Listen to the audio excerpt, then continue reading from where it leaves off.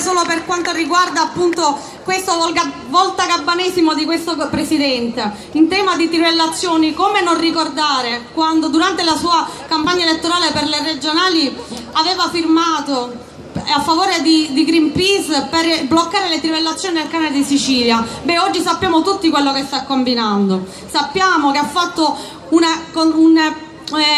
accordo con Assomineraria dove appunto dà il via libera alle trivellazioni perché devono fare diventare la Sicilia il Texas dell'Italia. Beh, io colgo l'occasione per ricordare a tutti i cittadini, a tutti i siciliani che il 9 novembre ci sarà una marcia che partirà da Licata alle 10:30 del mattino, che coinvolgerà e unirà tutti attivisti, cittadini, deputati regionali e nazionali per difendere la nostra terra. Cerchiamo di essere presenti tutti per fare sentire forte la nostra voce. E adesso volevo dare la parola al nostro candidato alla presidenza, Giancarlo Cancelleri, il nostro primo capogruppo. Grazie.